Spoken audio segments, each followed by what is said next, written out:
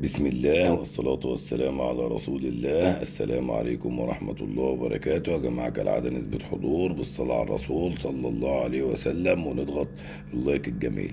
معانا أسعار الأبيض التسمين والساسو التسمين والرز التسمين ملوك البروتين.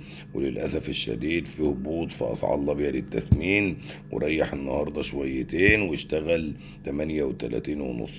أما عن الساسو التسمين فالساسو التسمين ماسك سعر 53، الرز التسمين 55 تنفيذ.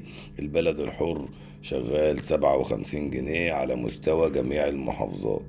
وطبعا هبوط الأسعار سببه قلة المطلوب، وطبعا في معروض شويتين بالنسبة للفرخة الخفيفة، فنطمن الناس والناس ما تقلقش، عشان ان شاء الله الخير جاي بإذن الله. خلال ايام بسيطة يرجع السوق يرد، وقلنا ان استقرار الاسعار افضل بكتير. اما عن الامهات فالامهات ماسكة سعر 25، وفي كمان 25 ونص، لان الامهات في الوقت الحالي قليلة شويتين، وفرق السعر بينها وبين الابيض التسمين كبير.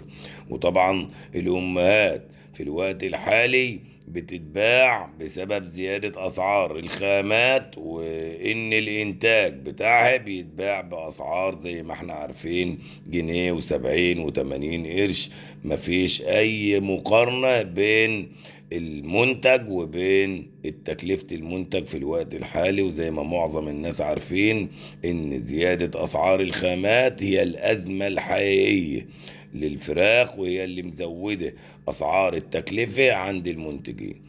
عشان تعرف اسعار الدواجن جملة وقطاعي، تابعنا على صفحة بورصة المنصورة للدواجن إدارة الحاج عبد المغيث، وعلى قناة رئيس جمهورية الفراخ على اليوتيوب يصلك كل جديد.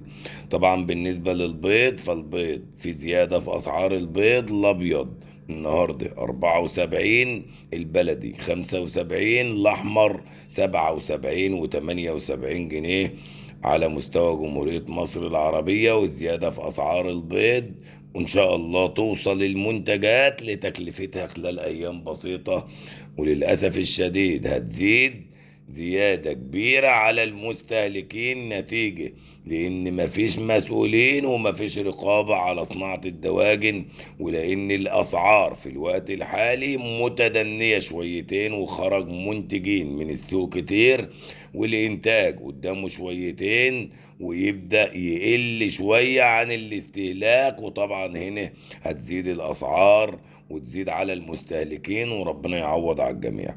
بنحبكم في الله، وربنا يجمعنا وإياكم في الجنة إن شاء الله، وربنا يرفع عننا وعنكم الوباء والغلاء، وييسر لنا وييسر لكم كل أمر عسير، ويفتح لنا ويفتح لكم أبواب الرزق وأبواب الخير. تابعونا على صفحة بورصة المنصورة للدواجن إدارة الحاج عبد المغيث، وعلى قناة رئيس جمهورية الفراخ. نشوفكم من خير لخير، وما ننساش اللايك والشير.